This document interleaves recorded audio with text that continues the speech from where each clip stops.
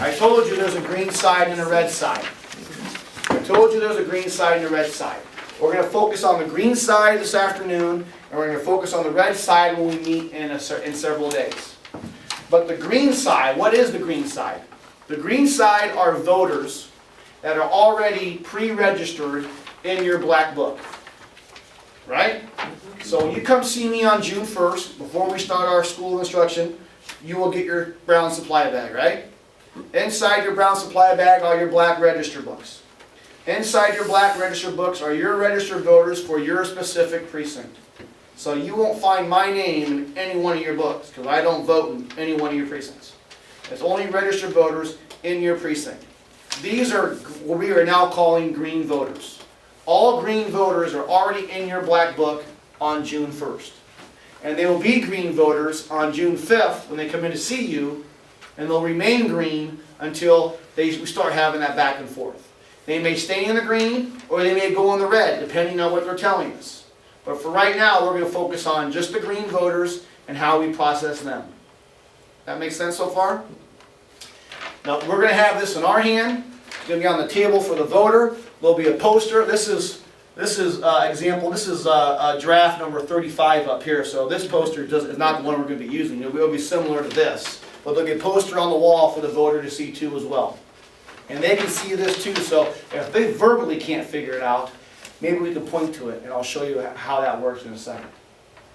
But getting back to my slogan and franchise here for a moment. Remember I told you that we're a franchise, we're the McDonald's of the election business?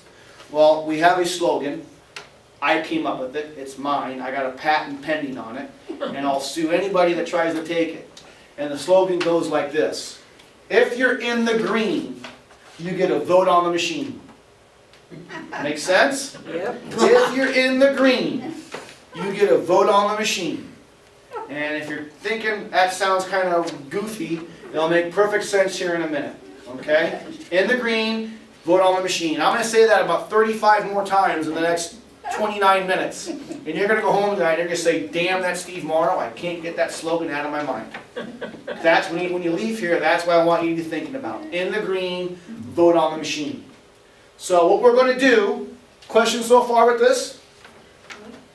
So I have a register book up here. We are going to play off of this, and then we're going to play the different scenarios that we may see with green voters. Notice they're broken down into different scenarios. The first box simply says verify the voter's address has not changed.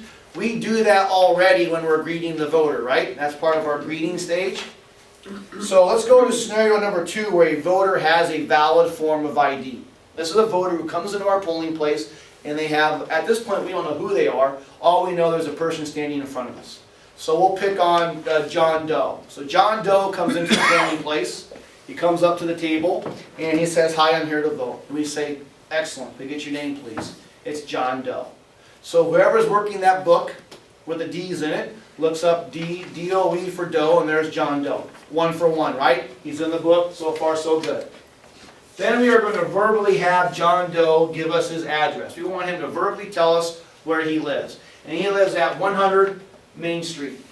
And that address matches our record. So we are 2 for 2. John's still a green voter, right? The third part of our script is, the fourth part of our script is we need to have the voter indicate which party they wish to vote. We are always going to default to the party of record. Whatever party is on our record is what we will start with. So we will say, John, do you wish to vote the Democratic ballot today?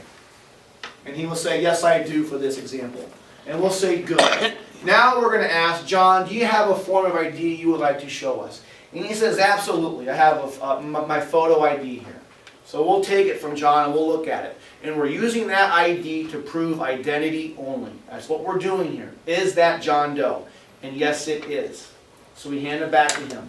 From there, at status quo, whoever is working that book takes their highlighter, highlights John Doe's name.